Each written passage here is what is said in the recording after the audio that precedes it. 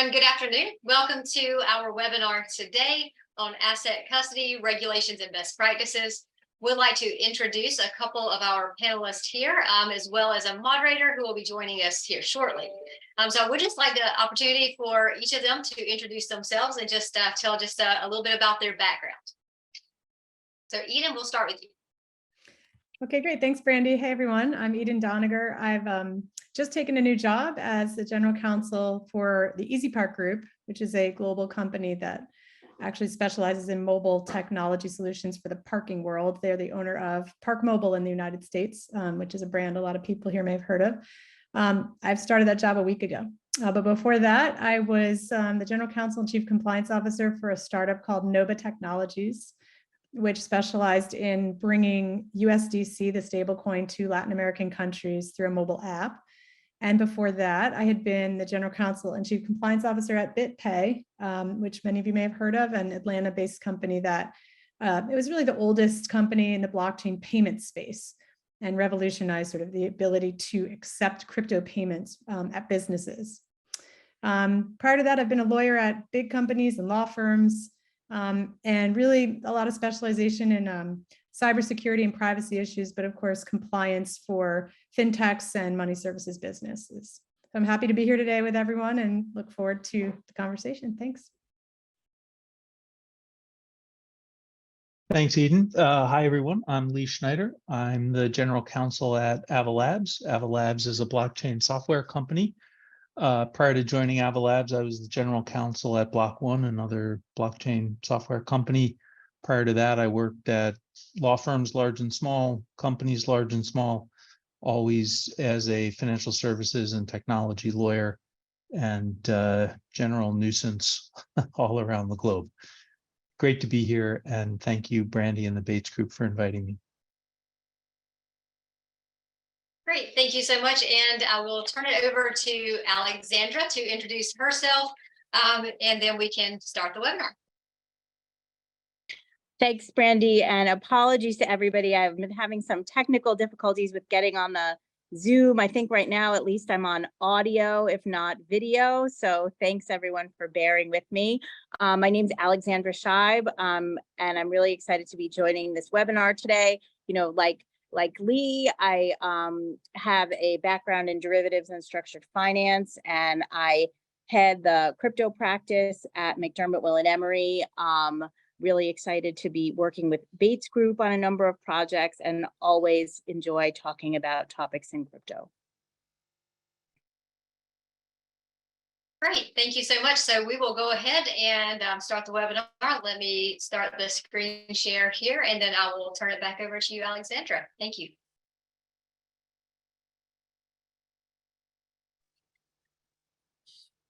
Thank you. So I think what we're going to do today is I was just going to do a brief overview of our asset custody regulations and best practices program. Brandi, are you in control of the slide deck for the presentation? Yes, so just feel free to let me know when you'd like to move forward to the next slide. Wonderful. So if we could just go to the agenda slide, I'm going to run through it and then turn it over to Lee.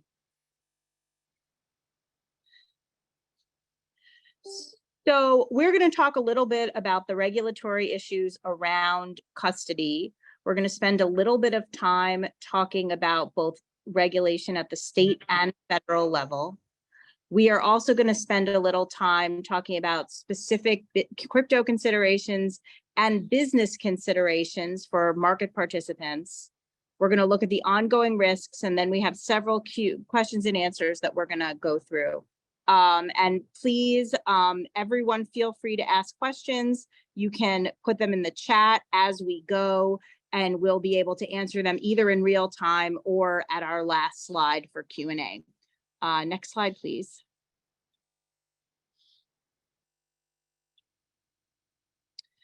Lee, do you want to start off with a brief overview on the SEC rules around qualified custodian and some of the background for these issues?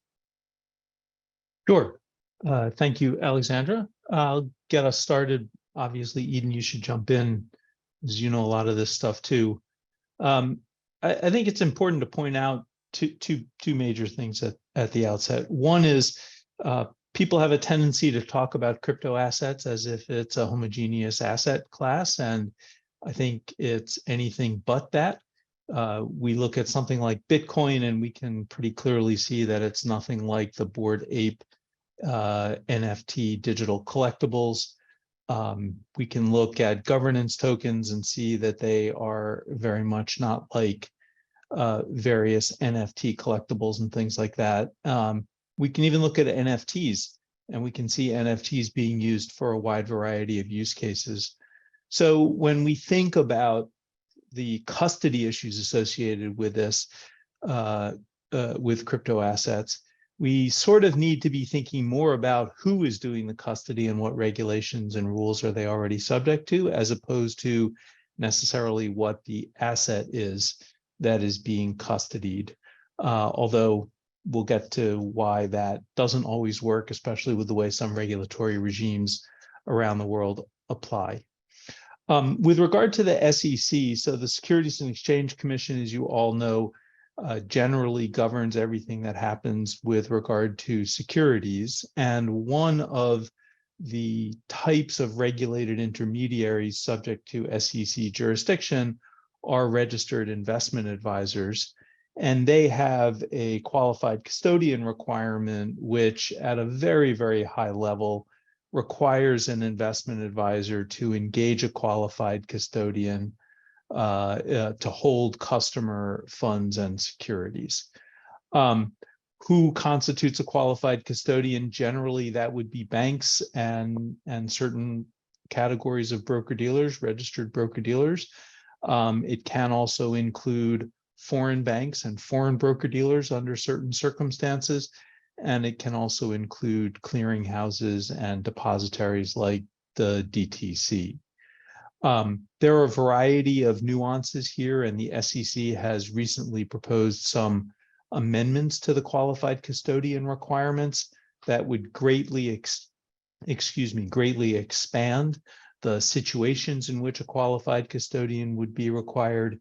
And it's generally understood that the reason for that proposed expansion is to bring all manner of crypto assets that a registered investment advisor might have or invest in on behalf of clients within the qualified custodian requirement. The SEC has not always been scintillatingly clear on what the proper means of holding custody are. They've not always been particularly clear on whether trust companies are banks for these purposes and can hold crypto assets. And there's also some tension between state regulated banks versus federally regulated banks in the SEC's eyes. So there were a lot of comment letters that were put in response to the new rule proposal. And it's generally thought of as being fairly controversial, both amongst the sort of crypto native companies and amongst the traditional financial services companies. Even the US Chamber of Commerce put in a highly critical comment letter. So it'll be interesting to see how that all develops.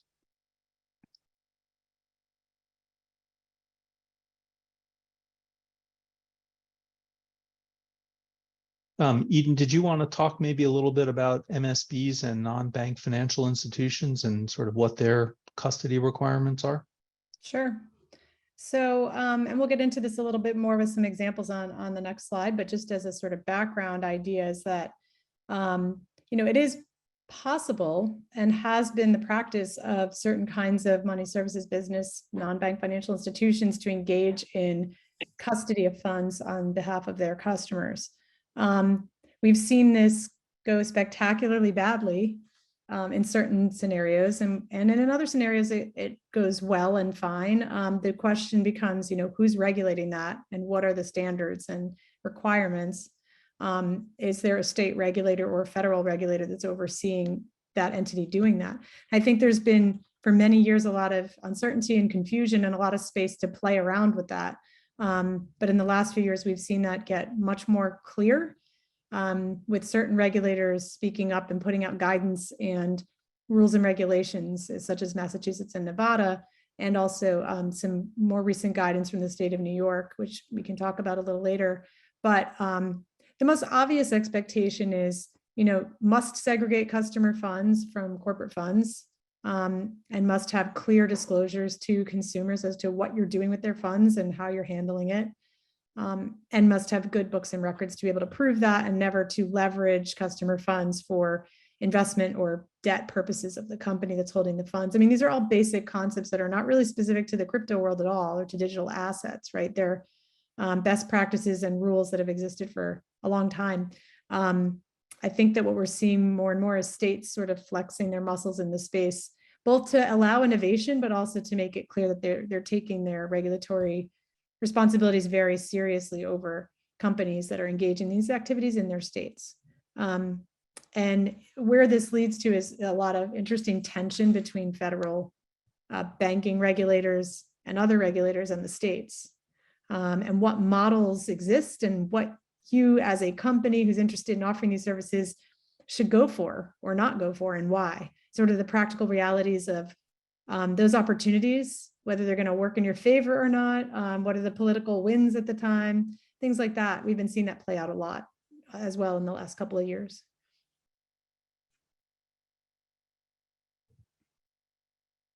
So I guess I'll keep going, Lee, a little bit, and jump in, please, when you want to here.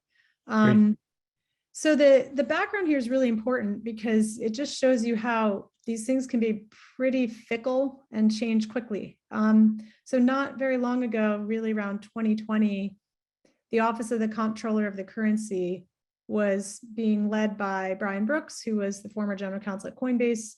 And he was really interested in innovating and allowing trust charters to be extended to certain types of crypto companies that could satisfy the OCC's rigorous regulations and frameworks in order to offer certain kinds of services, including custody services, to their customers. That had never been done before, and it was cutting edge, and there were some interpretive letters that were issued to allow it, that the lawyers at the OCC had put out, and it's really exciting times in that regard. But there was a tension between the OCC and the Fed.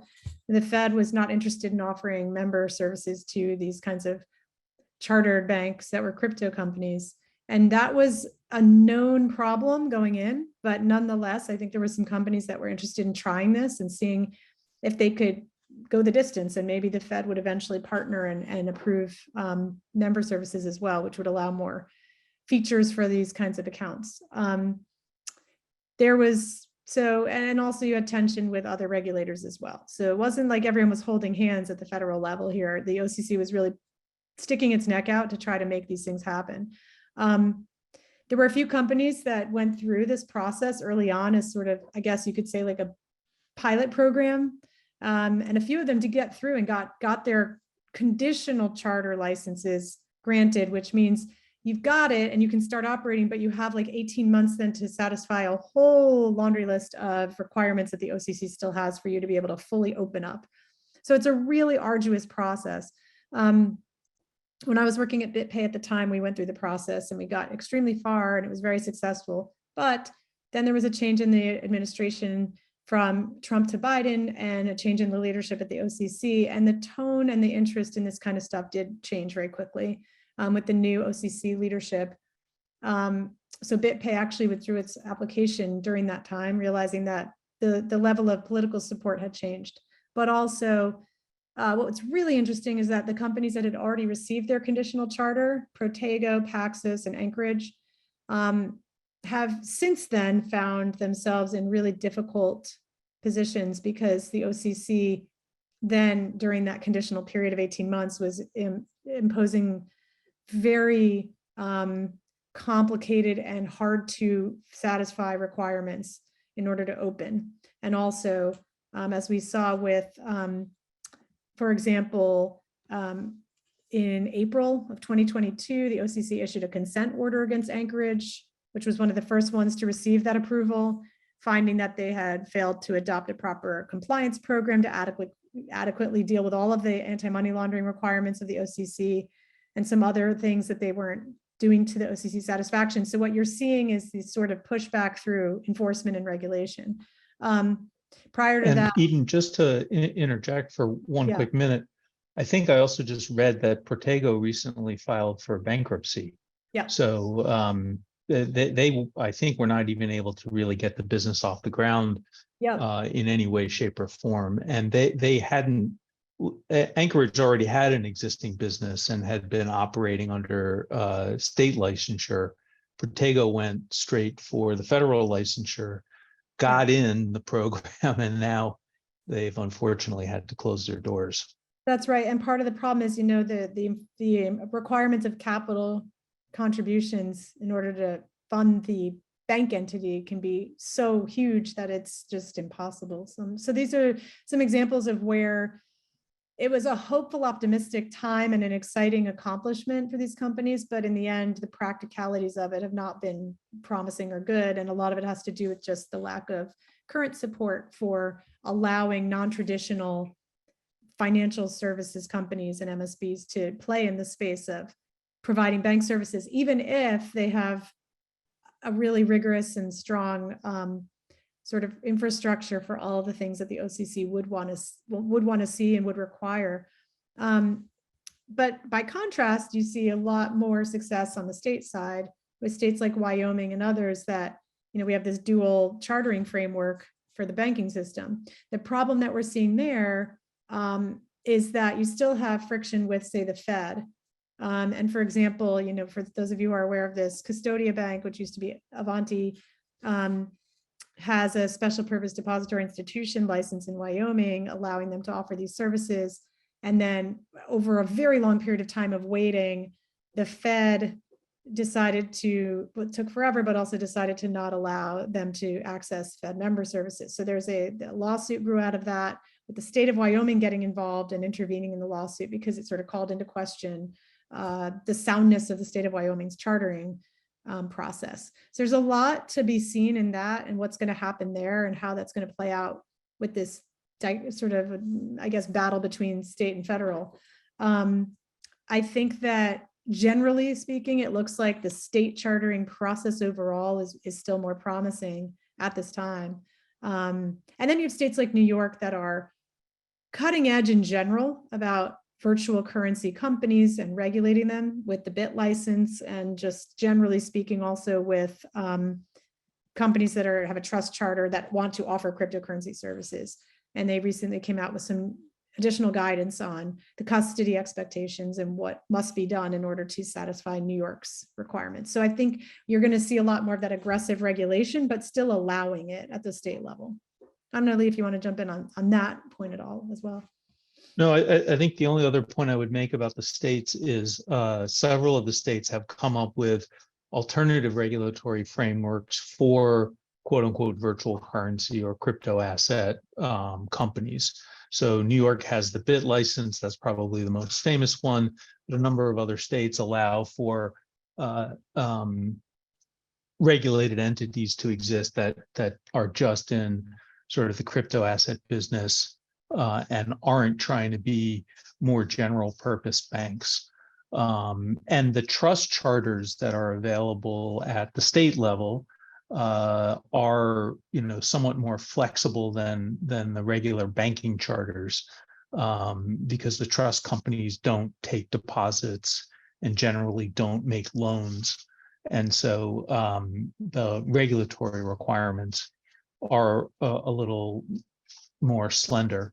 The last point I'll make is, people talk about bank custody as if it's this heavily regulated area that has well-defined rules in place, and it's clear to everybody how bank custody has to work. And actually, that's not the case at all. That's not to say that there are no rules or requirements, but it often depends on the nature of the asset that's being held in custody and the requirements related to that type of asset. So for example, if I go and get a safe deposit box at my local bank, they are holding whatever I put in their custody, in their vault. But the rules around that and how that works are very different from if I'm a large investor with a huge portfolio of publicly traded stocks that the bank is holding custody of on my behalf. So it's not just the distinction that different crypto assets have different functions and features and are different quote unquote asset types that makes a difference. It's also that way in the more traditional custody for banks as well. Yeah, that's a great point. And I also think what we're seeing is, and this has been true for a few years, is some of the state regulators that don't necessarily have these kinds of formalized opportunities like a state trust charter that could work for a crypto company. They do sometimes, what I've seen is have more sophisticated regulators who, as they are regulating you under a money transmitter license, they enforce federal law and state law on all kinds of topics that are parallel to what you would expect of a custodian that is regulated as such, whether it's AML or cybersecurity or other sort of safety and soundness concepts. The frameworks are often the same or similar. And so as you go through that process of making sure that you can satisfy that state's requirements, you're really doing a huge chunk of the work you would be doing anyway, and expending the resources and staffing and putting in all the policies and procedures and controls that you would need to have if you were doing that to a large degree under some sort of a state or federal charter. Not the same, but close-ish. And so for companies that are looking to head that way, it's nice to think about how you can, a lot of the legwork and a lot of the requirements can be accomplished and need to be accomplished anyway under your money transmitter licenses in certain states. Yeah, I think those are great observations. And maybe I'll just switch gears ever so slightly and remind everybody that with blockchain, you can self-custody quite effectively. That's one of the perceived benefits of blockchain. Those of us who are natively scared of technology and worried about messing up their own self-custody may not feel as comfortable doing that as other people do. But to be sure, people like to say, not your keys, not your crypto, by which they mean if you don't hold on to those private keys yourself, then somebody else has custody of your assets. And with that comes all of the attendant risks of custody, including the cybersecurity and operational risks, including risks about what the custody agreement says. As I pointed out before, people think bank custody is this regulated thing. It's mostly regulated by the terms of the custody agreement that you sign with the bank. Obviously, the bank can't just lose your stuff, but there is a fair amount of flexibility in those custody agreements and a fair amount of disclaimers and limitations of liability. So shenanigans can happen everywhere. Well, Lee, I think you make a great point, a couple of points, actually. The first is that banks often have the right to rehypothecate and use assets that people have custodied at the bank. That's really how banks make money, and people agree to that. I think the other thing, and this probably moves on to our next topic, is that you are at the risk of misbehavior or fraud or misappropriation of funds by the custodian itself. Also, what we've learned over the last couple of years is you're probably taking bankruptcy risk of the entity who is acting as your custodian, because there have been recent cases where people's assets custodied at an entity that files for bankruptcy. Once you get to bankruptcy courts have determined that those assets are property of the bankruptcy estate and not of the individual customers. Yeah, and again, it depends on the terms of the agreement that the customers sign. We're seeing that play out in the bankruptcies of a bunch of the crypto-related companies, including FTX and others. So we can look forward to maybe a little bit more of an understanding from people about what they are signing. and hopefully maybe some types of standardized language that these companies can use to make it clear that when they custody the assets, they are actually segregated and held on behalf of the customer and not usable. I will make one more point here, which is broker-dealers also regularly rehypothecate your securities and your as and when you permit them to. However, if you borrow on margin to buy securities, they don't even need your permission for the excess margin stock to rehypothecate it. And then you really are taking the bankruptcy risk of the broker-dealer. Now there is the SIPC process to wind up a broker-dealer, et cetera, but obviously nobody wants to have to go through that when they need access to their funds and securities.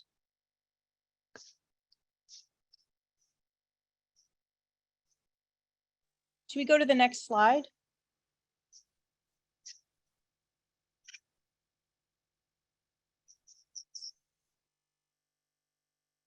Thanks. So I think we, oh, sorry, Lee, go ahead.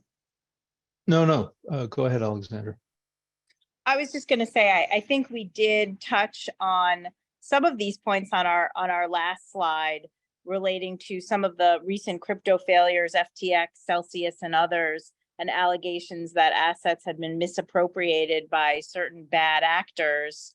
And what we really, and I do think maybe we can dive into this, although we talked about some of it on the last slide. You know, this really shows the importance of self-custody and independent custody. So you don't have to take any risk of your custodian, either bad activity, fraud, or other business failure.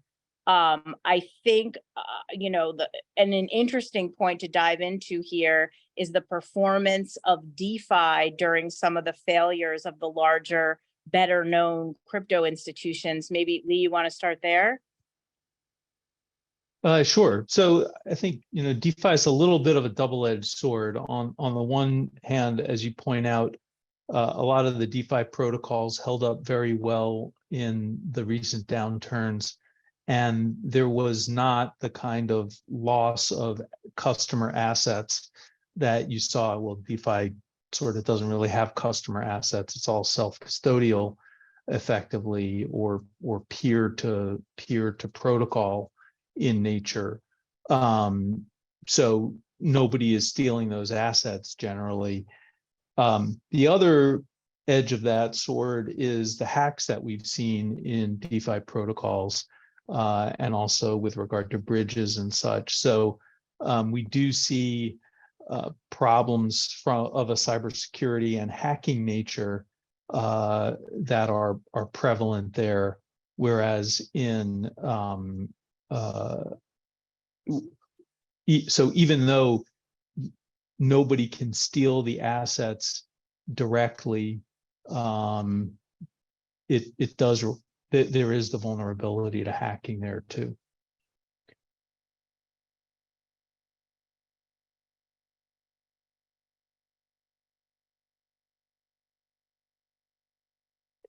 Brandi, maybe the next slide.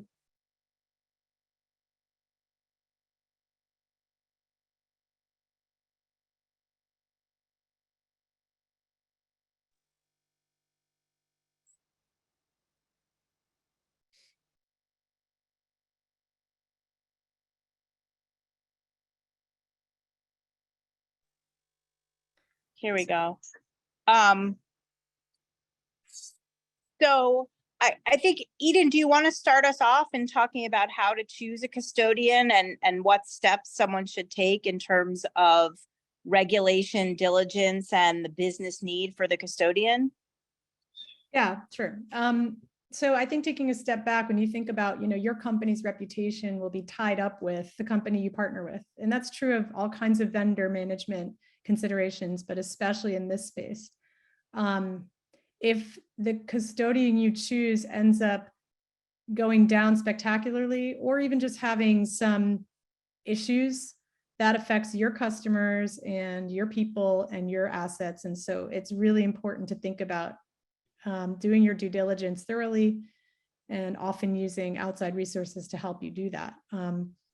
You're going to, once you assess like what do you need out of a custodian, right? And making sure you pick the right one to meet your business needs, then you're going to be thinking about, well, I'd like to put on the hat of a regulator in those moments. And it could be that you don't know which regulator it really is. The custodian should know and should be able to articulate that, but sometimes that can be uncertain or unclear.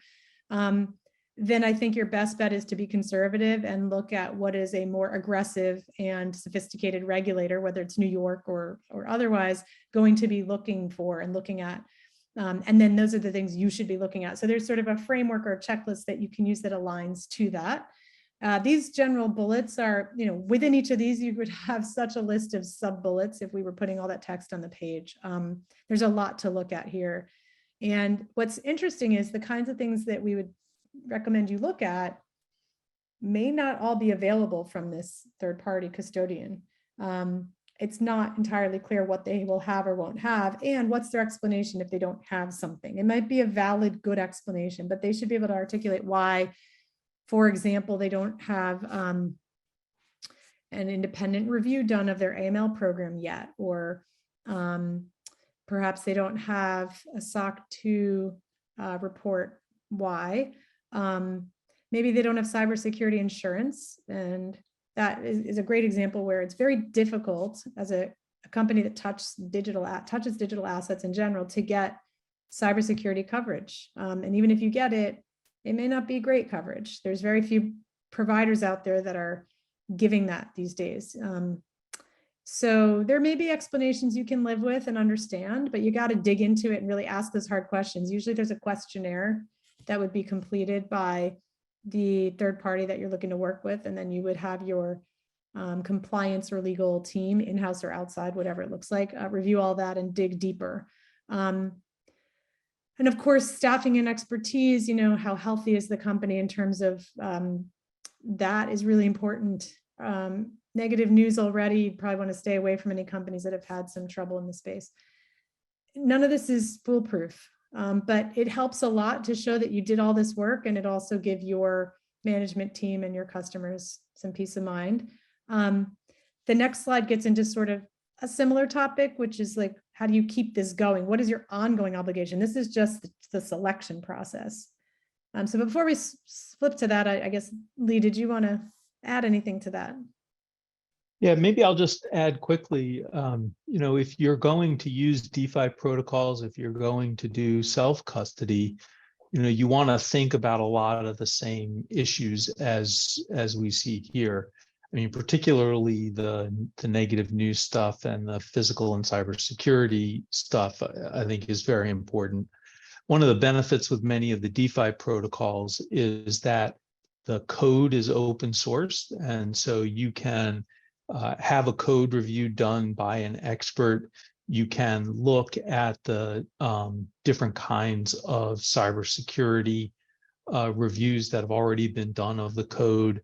Many of the more prominent DeFi protocols will ask for a security review by a reputable shop. So there are these kinds of things you can do for DeFi protocols and for self-custodial wallets, again, to make sure that you're conducting appropriate due diligence and thinking through what needs to get done.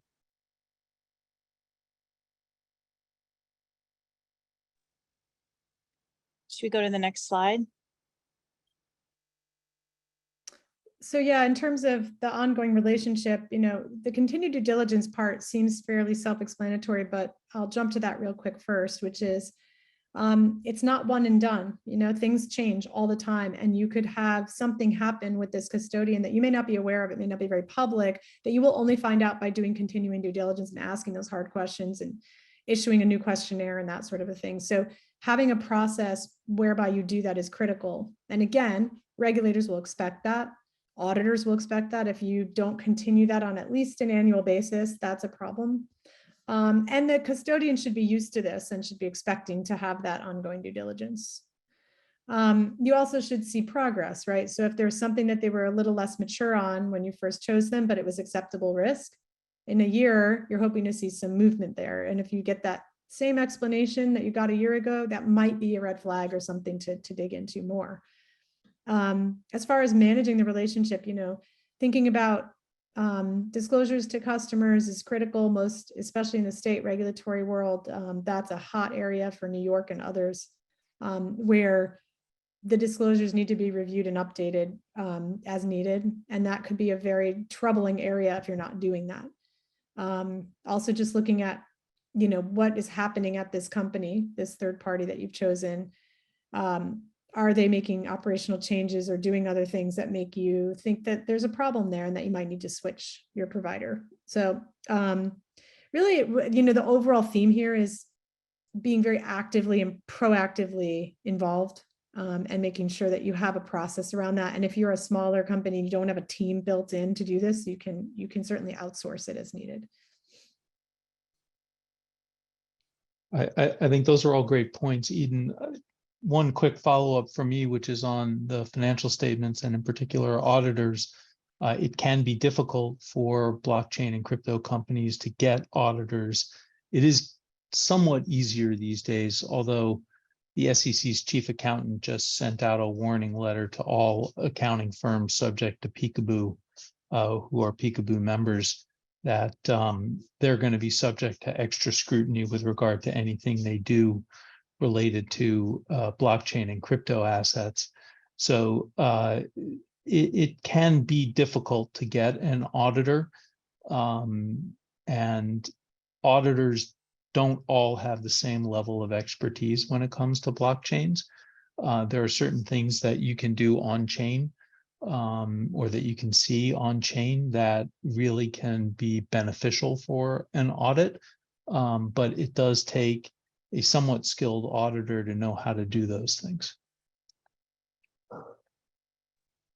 I agree. That's a great point. And I mean, not to just, think about an example like the Bates Group, which is hosting this webinar. When I was at BitPay, we worked with Brandi and her team quite a lot on independent reviews and risk assessments and just generally advice. And that kind of a consultant can be incredibly important and helpful.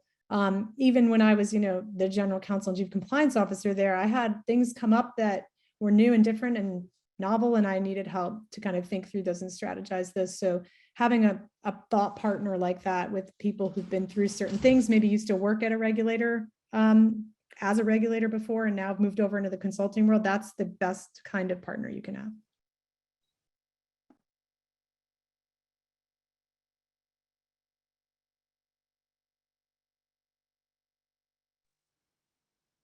So I think we covered a lot of the things that are on this slide. I do want to particularly focus on the last two major bullet points. One, the possible customer demand for independent custodians and be able to do their own custody. I think I talked a little bit about some of the risks of self-custody. I do highlight myself as an example there. I've been a blockchain and crypto lawyer for quite some time now. I hold a bunch of different tokens. Fortunately, not enough of them, not enough of any of them. But, doing on-chain operations by yourself takes practice. It takes practice to use the wallets software. It takes practice to figure out how to do things in DeFi. It takes practice to do all of these things.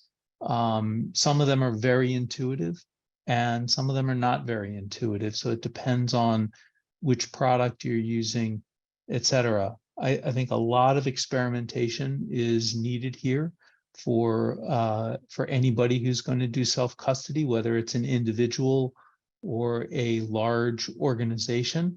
And there are people with expertise who really spend a lot of time doing these things. To Eden's point about having an internal team that focuses on this, at Ava Labs, we have a treasury team, and part of their job is to make sure that we do custody properly. Part of their job is to make sure that we move assets properly when we need to move them, et cetera, et cetera. And all of that takes time and learning and work. And then also highlighting the last bullet point about considering reputational risk and business need. The idea of reputational risk is a very interesting one to me.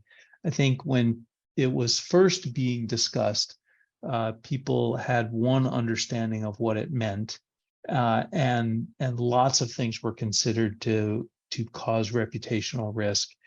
As we've seen all manner of financial institutions go through all manner of enforcement actions since the financial crisis in 2008, and maybe even before then, we see all kinds of things that look like they should be reputational risk, and yet these major financial institutions and sometimes smaller financial institutions continue to chug along as if nothing happened. And so it's not always clear what let me say it differently. There's not sort of a set playbook on reputational risk. This is another area where your company has to figure out its own risk tolerances. Your company has to figure out what reputational issues you think are important and indicative of risk that you're not willing to take, versus other reputational issues that you're willing to live with.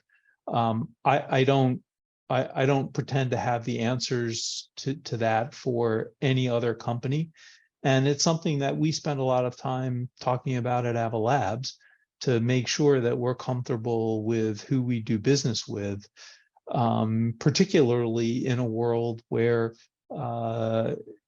regulators like the SEC and the CFTC are happy to bring enforcement actions, and it's not always clear whether those enforcement actions are indicative of reputational risk or real underlying problems, versus just the fits and starts of trying to understand the way this technology works, what crypto assets are all about, and where their appropriate regulatory home sits.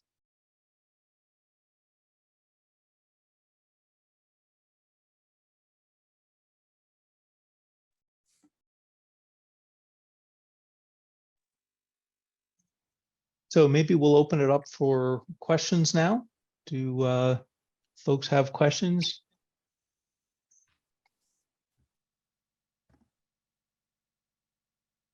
While people are thinking, Eden, maybe I'll ask you a question, which is, what's sort of been one of the most difficult situations that you had to face from a regulatory standpoint,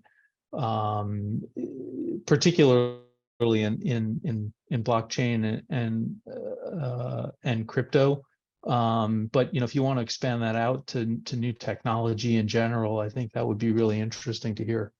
Sure. I'd love to talk about that. And I guess your question isn't restricted to this custody topic necessarily that we are hitting on, right? Because I think I have a lot more stories that come to mind if we expand beyond that. But I guess I would just throw out there that I would say in my time working on all these kinds of legal and compliance issues for a crypto company, the area that gave me the most heartburn and took a lot of creative problem solving and use of a lot of resources was compliance with OFAC. So yes, I'm laughing out of empathy because I feel you. Yeah, it's right. It's such a difficult area to do perfectly, yet the expectation is perfection, right? Yep. It's difficult for any company, not even in the crypto space. So when you add that layer, I think my best advice based on all that experience would be that is an area you do not skimp on. You tackle it early, use the right resources, the right experts, and you really solve for the technology aspects of it. But you got to realize too that technology and automation is also not foolproof and has gotten a lot of companies into trouble with OFAC. So that's only half the battle, right? You need that perfect harmony of automation and manual human eyes and thinking on the space. So for me, that would be easily the top of the list. Yeah, I definitely agree with that. And I've had numerous conversations with numerous lawyers who specialize in sanctions work. And I think the only consensus that I get out of them is that they can get you up to a particular point, but it gets so complicated and convoluted and confusing to try to figure things out after that point that there are always going to be questions for which there is no answer. And you're just going to have to make some risk-based decisions to figure out what the best thing to do is. That is very true. And I think that just generally speaking, if we elevate it out of the example of OFAC and sanctions compliance, I think that that is true for any crypto company of their entire compliance program, right? You're going to have, whether it's custody or something else, you're going to have so many areas here where there's not necessarily a very clear answer all the time. And you just got to figure out what is your best position that you can defend and feel good about as both a lawyer and as a management team at the company. And be ready for at some point a regulator or an auditor to knock on your door and say, why are you doing it this way? And does this make sense? And is this a problem or a violation? I think that that's almost inevitable. Yep. So you've got to be prepared for it. Yeah. Go sorry. ahead, Alexandra. No, I was going to ask a couple of questions about how banks can differentiate their custody services, and also, do either of you have views about the OCC guidance in particular? And if we have time to change gears a little bit, do we think the OCC guidance, it might be a step towards support of certain digital assets like central bank digital currencies, or possibly certain cryptocurrencies over others? So maybe I'll just start. I think, Eden, you probably know this stuff a little bit better than I do, given your BitPay experience. But look, I think the banking regulators right now are really still figuring out what they think about all of this and how they think it should all work. And I don't mean that as a criticism, by the way. I think there are a lot of people who are still in that position. And so I think, at a high level, the guidance that they proposed, I think, is reasonable. But it's going to come down to when the rubber meets the road, when a particular bank is in there asking to be able to do something. What are the, A, will they be allowed to do it? And B, if they are allowed to do it, what are all of the requirements that OCC will place on them in order to feel comfortable? And, as Eden said at the beginning, I think we've seen situations where the requirements have been very difficult to meet. And so I'm not sure how things are going to end up over the course of or as a result of this new guidance. Yeah, well said. And I think part of the challenge here is that right now it seems like the stance, the posture is largely driven by what we see from really bad actors, and who are either willfully violating a lot of different laws and regulations and best practices, or who are just at best, negligent and haven't put the right effort in the right places. So it's unfortunate that that's driving a lot of the views of a lot of regulators. And I know there's a lot of work being done by various organizations and lobbyists and think tanks to help educate and turn that narrative around. I think a lot of the actors in the space are very interested in working with regulators and doing things right, and have been trying to in a vacuum for a very long time. If you look at Coinbase, for example, and everything they're going through, right? So it's, I think that we're still a little ways away from where it's going to be, where the dialogue is in quite the right place. We're getting there slowly. Yeah. In terms of education and a dialogue on these issues, are there jurisdictions in particular, either at the US state level or even internationally, that you feel would be a good model for the OCC or other federal regulators to look to?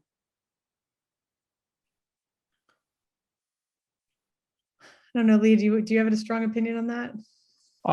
I don't have a strong view. I think, Europe has taken a pretty big step forward with the market in crypto assets regulation recently. That will start going into force next year. It's, the nuance of how everything will play out there is still left to be decided by the ESMA and the EBA, the European Securities Authority and the European Banking Authority. And so there's a lot of nuance that still needs to get worked out there. In Europe, they tend to write these very detailed regulations on all of these different topics, and it tends to be somewhat less principles based. If I look at the broad principles in MiCA, I think, yeah, sure, they look pretty good from that standpoint. I think one of the good things that MiCA does is it does recognize that not all crypto assets are the same, to the point that I made at the beginning.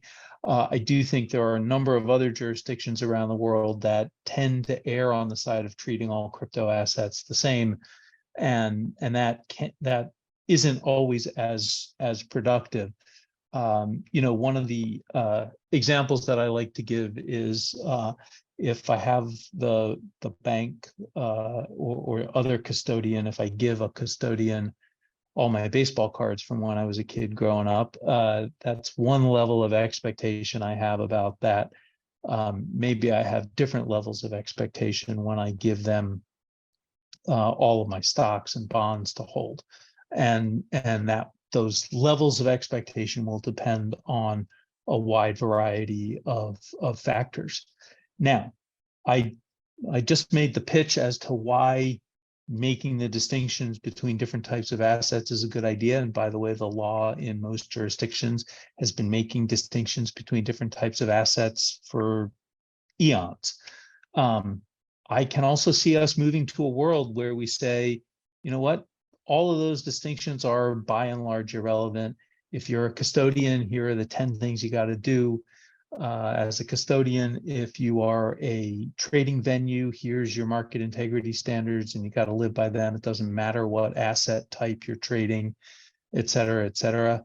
I wouldn't necessarily mind living in a streamlined world like that, again, depending on how streamlined it gets and how efficient it gets. So there are two sides to that coin. But at least right now in the quote unquote traditional world, we do care about the nature of the asset, and we impose different obligations based on the nature of the asset, just like we impose different obligations on the nature of the activity that somebody is conducting. And so at least for my money right now, I'd like that carry over into blockchain and crypto, rather than us pretending that all crypto assets are the same. Thanks, Lee. That's really helpful. And I know that you touched on this, but I would like to understand a little better, sort of as we try to make progress on the SEC enforcement actions and making some headway on hopefully proving that individual digital assets are not themselves securities. If we can get some clarity on that, how might that change some of these discussions on custody? If what I'm custodying when I custody a digital asset is not a security, does that help this analysis at all? Well, as you know, Alexandra, I've written a little bit on this topic, and I am a firm believer that it is clear that pretty much no tokens are securities. I'm so glad I asked you. But yeah, I wrote an article last summer, "Oranges are not securities and neither is Sol," the Solana token.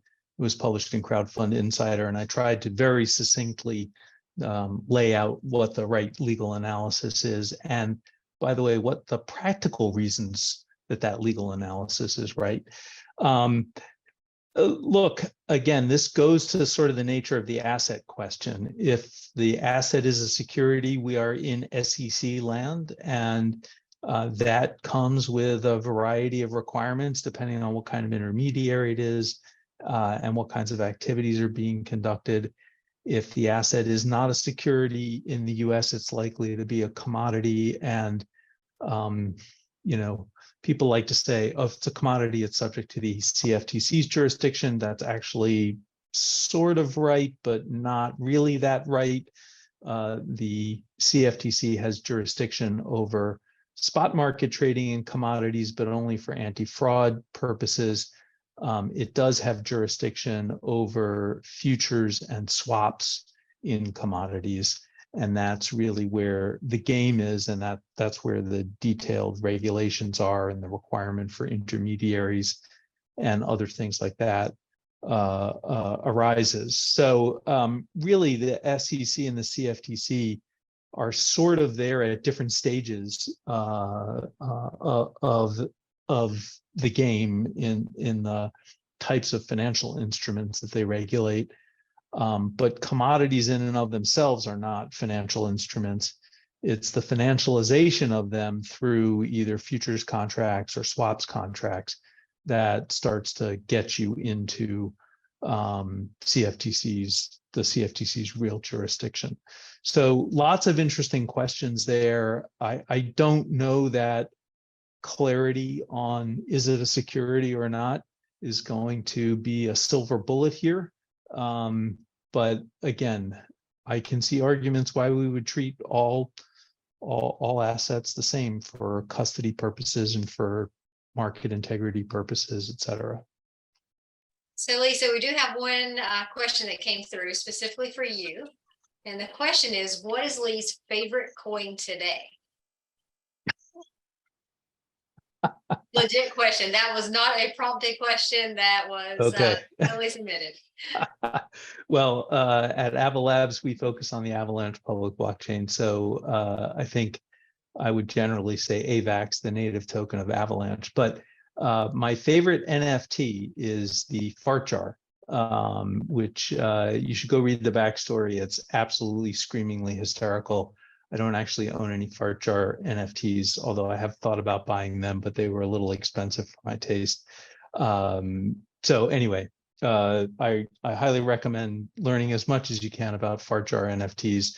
And my great hope in life is that we get a high-level government official to testify before Congress that fart jars are securities. I think if we could get that statement on the record in Congress, I will retire a happy man. So thank you very much. And I just would like to thank everybody who attended today, as well as to our panelists, as well as our moderator. It has been an absolute pleasure. I've learned a lot. I hope everyone has enjoyed our summer webinar series. We hope to do some more of these webinars and have more folks like Lee, Eden, and Alexandra join us. So thank you all for your time today. I hope you have a wonderful rest of your afternoon. Thanks. Thanks, everybody. Thank you.